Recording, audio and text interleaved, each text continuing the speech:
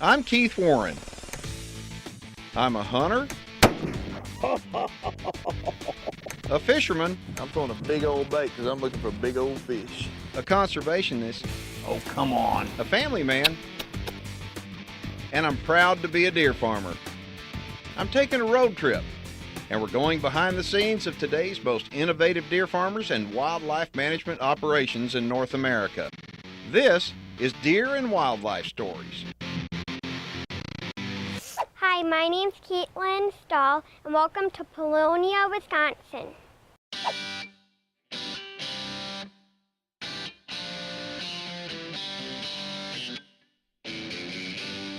It's breakfast time in central Wisconsin, and we're up here going to stop at the Polonia Cafe and get a bite to eat. On today's program, we're going to go to Wilderness Whitetails, and we're going to visit the Fleece family. This is Shorty Fleece, and it's breakfast time at the deer farm too, so we got to hurry up and get this show started. We are kind of in the middle of nowhere. We're a little town of Rosholt. We're about 15 miles east of Stevens Point. Green Bay is probably the city you guys will recognize the most. Green Bay is about 90 to 100 miles east of where we're located. So we're 100 miles west of Green Bay, almost dead center Wisconsin. Is Green Bay that town where they try to play football there, don't Yeah, they probably play football a little better than everybody else in town of Green Bay.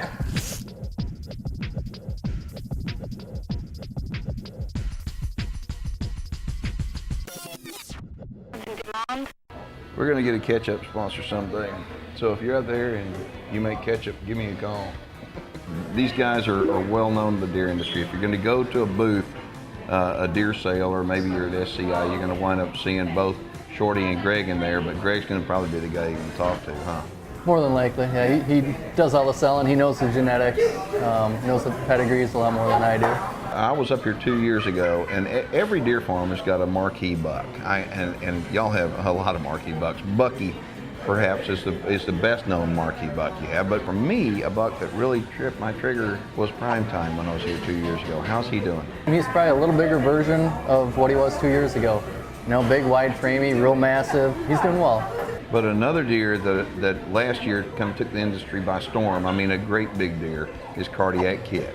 How wide was he, and what does he look like this year? Last year, as a 3-year-old, he was 35 2/8 on the inside, mainframe 7x7, matching double drops. This year, he's probably a little bit bigger, just as wide. Only has one drop, but he's just a huge, framey, 35-inch wide deer. And when we show you video of Cardiac Kid, it's unbelievable. He is a supersized version of his great granddaddy, which was Bucky. And so we're going to show you about that on today's show, and you're going to also meet Carol Fleece, who's just an awesome, awesome person. And we're going to finally get the answer to a question I've been looking for a long time. Why do they call you Shorty? Two older brothers. Two older brothers. They like to pick on me. Now it's time to videotape the deer having breakfast. Good morning. Good morning. This is Miss Carol Fleece right here. And you're not going to see her with shoes on very often. No, but it's a chilly morning in Wisconsin today. And it's August, and I'm loving this weather. I mean, it was breakfast time for us, and now it's breakfast time for the babies. Okay, so how many babies do you have? I have 105 babies on a bottle this year. A lot of our special crosses gave me girls, 2 girls. And I like all my deer herd to be calm, so. But I started doing this in 1977, and I still love my job, so that goes to tell you something. 105 breakfasts to make this morning. So we're going to tag along and see how she does it. You're not going to believe this woman. There's not too many people that can be doing it for 30-some years and say they still love their job, so. Now that right there is not regular, just like red cap milk or anything, is it? No, this is especially made for deer, and they do real well on it. I have very little problems as far as them getting sick or anything. It's the next best thing I think to mama's milk. We're going to feed babies now. I have to stuff a couple in my pockets though. Well, I don't want to get in the way, like I said, so. Are you gonna help me? What, is water Okay. wet? Okay, you Is grab it 2 nice? bottles. I never get tired of this. Do you ever get tired of it? Nope. I get up early in the morning and I don't get tired of it. Deer and Wildlife Stories is brought to you in part by the American Deer and Wildlife Alliance, Deer Guardian Misting Systems, Four Canyons Ranch, Hoff Power Polaris, and LE Fence Company. This program is dedicated to the men and women of the United States Armed Forces, past, present, and future.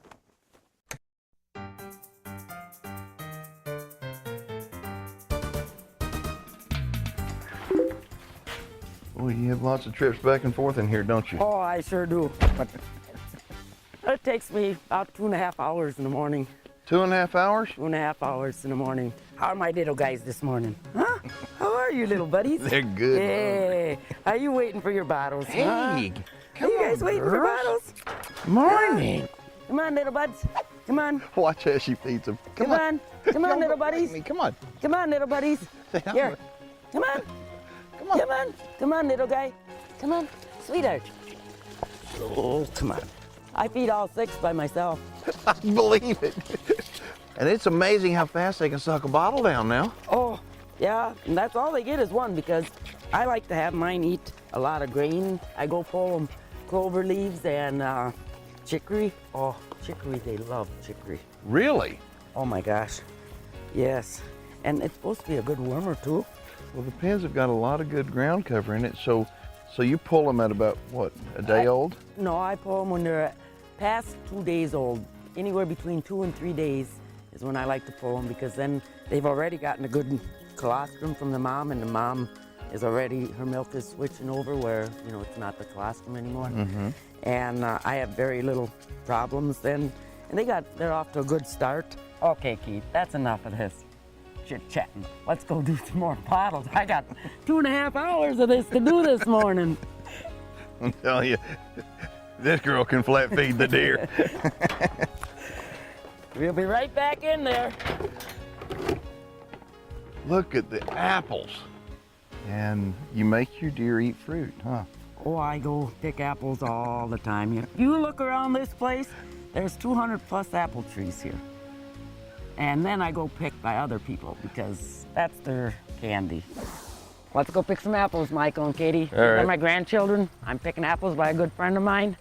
It's really nice of a neighbor lady to let me come and pick the apples. That's how we do it in Wisconsin. We pick apples for the deer, cut them up for treats for them, something besides their normal feed. Oh, that's like candy to my deer. We gotta give them treats. They're good to me, so I gotta be good to them. I was talking to her earlier today, and she almost started to cry when she was telling me how it made her feel when the grandkids come over. The grandkids come over, she says, Mike is fixing to be, I think it is his birthday. Yeah, He's 17 years old. Says he could be out with his buddies playing, he could be doing all this other stuff. What does he want to do? He wants to be with his grandmother, Right. picking up apples, feeding deer, Yeah. and being on the farm. I'm thinking, how cool is that? Yeah, exactly. There's a lot of things for kids to do nowadays, and some of them aren't exactly the best. And we're fortunate. I mean, our kids grew up with nature, and they understand a little bit about what it is to work. And my daughter, she'll help out. I mean, you don't even have to ask her. She's out picking apples and doing stuff for the deer, anything she can. That's just a neat thing. And my mom absolutely loves it. She sees her grandkids all summer long. Every day they're out here with me doing this, so there's nothing better for her. And to be honest with you, I don't think Grandma would want it any other way. There's nothing more awesome than getting to do something with your grandchildren, one-on-one. Hi, I'm Katie Fleece. I've been working on the farm basically my whole childhood, and now it's really the greatest job ever. You get to do stuff you love, and you get to hang out with family, and you get to meet new people, meet new animals, and it's really a great job. I wouldn't ask for a better one.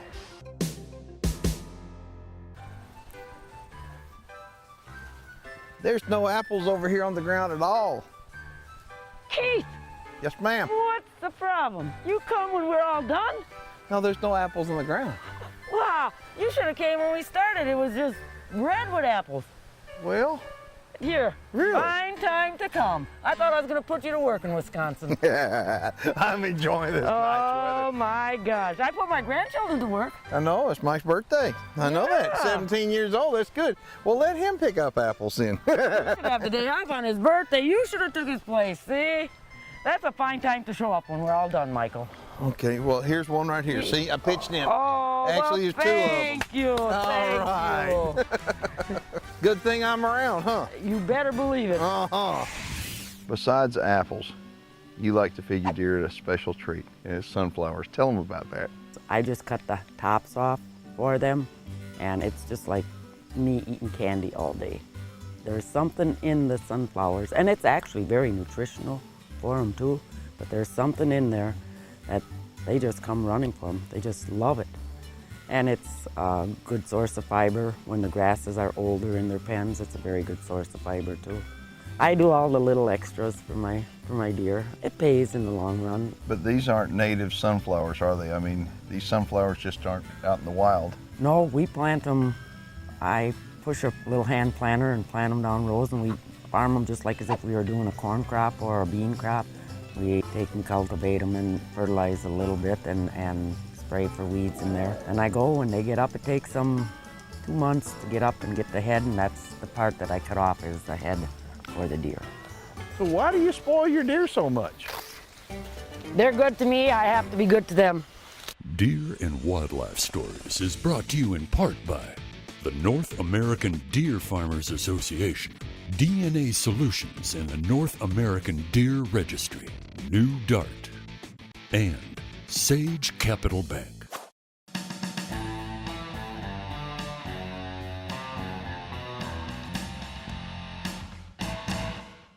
All right, so who are we looking at in this pen?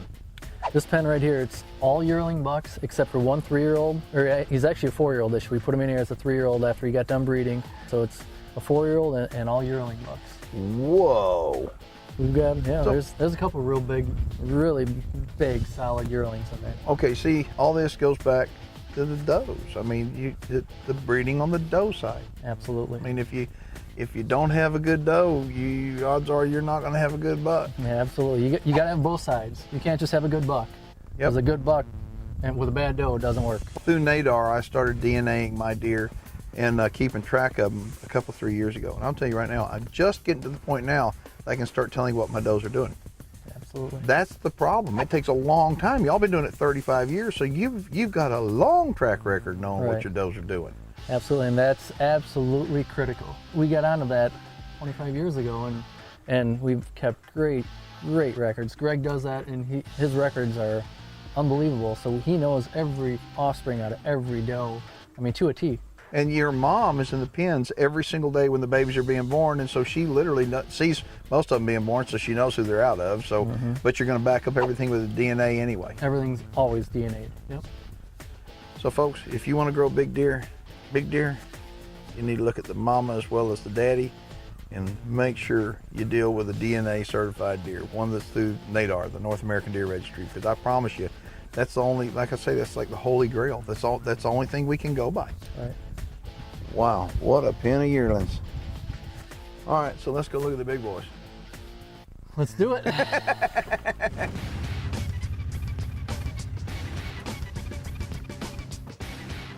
Okay, so who do we have here? This is a pen of 2-year-old bucks, all 2-year-olds, and then there's actually one big 3-year-old in here that was a past breeder of ours too. Holy smokes. What is that on that one's head? I mean, it looks like an antler, but only bigger. How many points do you think that guy's got? It's hard to tell. He could have 70, he could have 80. He's got a lot, but you just can't count them all. Alrighty, let's see what we have here. Oh my gosh. It's a buck we call Cardiac Kid. He's a 4-year-old, kind of our signature buck now, I'd say. You think? Oh my gosh, look at him. How wide is he? Last year as a 3-year-old, he was 35 2/8 on the inside. He's every bit as wide this year. Oh my goodness gracious, and look how heavy he is. 250 pounds, easy. He's over 300 pounds. He's a big deer. But he's huge, and the antlers on a 300-pound body are huge. That just tells you how big that deer really is. That deer right there is the look that people want. All right. What's amazing is Bucky was y'all's marquee buck. A 14-year-old buck. I mean, he lived a great life. And one of the biggest bucks in the industry for a long, long time, and he's famous. That looks just like Bucky. So it's a Bucky grandson. His father's a Bucky grandson. His mother's a Bucky granddaughter. So he crossed him, basically recreated Bucky, except he's a lot bigger at a lot younger age. It is incredible. They look almost exactly the same frame. He's just a lot bigger. That is an incredible animal. That is just amazing. So if somebody wants to either buy live deer from you or buy some semen out of Cardiac Kid or Primetime or anybody else, what do they need to do? Just log on to our website, wildernesswhitetails.com. There's pictures, all our information, phone numbers. Just log on to there, send us an email, and we'll get back to you and just get a hold of us and we'll take care of you. And get a hold of me on Facebook. Let me know what you think about that guy right there. That is unbelievable. Now I know why you call him Cardiac Kid.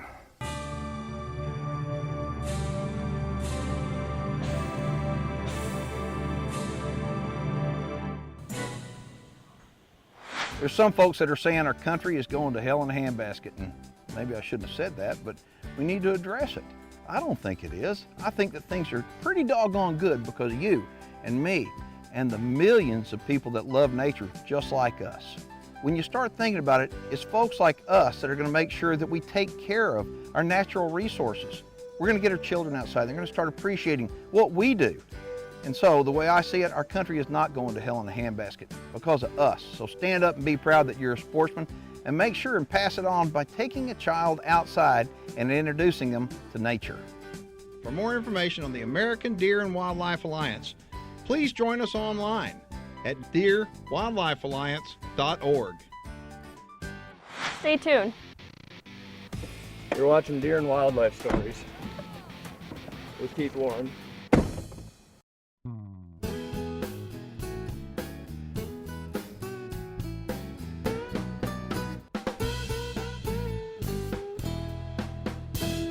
I'm 41 years old, Shorty's 36, you know, and my mom having us with her every day, every single day of the year almost, she couldn't ask for anything more. She's got her grandkids around, just being able to work with her, and you know, we've got a brother that lives in Ohio, and he gets to see our mom maybe 2 or 3 times a year only. We're lucky. We get to spend every day with her. There's nothing more important than family, and if you can spend your whole life with your mother, your wife, your kids, doing what you love to do. My kids are out here all summer long. I mean, what more can you ask for? Yeah, and hopefully in a few years his kids be part of the business, and I've got a 5-year-old boy. Maybe in 10, 15 years he'll be part of the business, and it just continues on. And hopefully our kids, they'll take it over from us one day. And my little guy, I've got a little guy that's he's not quite 2 yet, but he tries to get in there a little bit too, and it's, he's already talking about baby deer and the fawns and big bucks, and you can tell he's going to be hooked on it in a couple years. But my kids have been doing it since they could walk. They've been out bottle feeding with grandma. Who's the boss of the deer farm? Oh, I really don't know. I just work there. No, you don't. You're the boss, and you know it. You're the littlest boss, but you're the boss. No, just ask the workers. They'll tell you. I'm going to ask the workers. You ask the workers. They're not allowed to call me the boss. Hi, my name is Mike Kowaleski. I've worked for the Fleece Farms here for almost 5 years now. Miss Carol says that she isn't the boss, but she really is. She runs lots of stuff around here. Miss Carol, she's one of the hardest working people around here. She's on the clock 24/7. She takes care of all her babies and her does, and she just does everything. She just controls and takes care of a lot of things out here on this farm. It's amazing what the lady does. She loves her grandkids, and they come out here and help her, and her 2 boys, and she just loves the family operation. She just thinks it's the greatest. I do believe she is a great woman. She's kind of like a mother to me. She does a lot of stuff for all of us out here. Makes our job easier. Don't let her fool you, but she's the boss. Well, who's the boss over there? She's not going to admit she is, so I'm not going to say her. But I don't know. We all have our own roles. Yeah. That's probably the best way of putting it. Yeah, but I'm going to say she's the boss. Yeah. You didn't hear it from me though. Yeah. I think it was 1977 that we got started. We started with just one bottle-fed doe and kind of evolved, and I mean, we've been at it now. I guess we were kids when it started. He was what, two years old, and I was 7, and kind of evolved into something we grew up our whole life doing, and made it a lifetime of work, and it's pretty much in our blood right now. One thing that's unique about our farm, we're double fenced, keeps a lot of the wild animals away, the predators away. We've been at it for 35 years, and you know, there's someone here every day. Our mom, she lives on the farm, and we're out here just about every day. Our employees are out here, and I mean, the deer are cared for on a daily basis. You know, fresh feed, fresh water every single day, and I think that's really important. What I like most about deer farming is just, you know, being outside, being in nature, being with my family. It's, I guess, I don't know, there isn't a better spot I could be. I mean, with my brother, with my mom every day, you know, our kids are out here, and you're working outside. I mean, I don't look at it as a job. I'm outside in nature where I want to be anyway, and yeah, there's just nothing better. When you gonna move to the city? I'll never move to the city. That's my girl. I was born and raised a country girl, and I'm going to remain a country girl.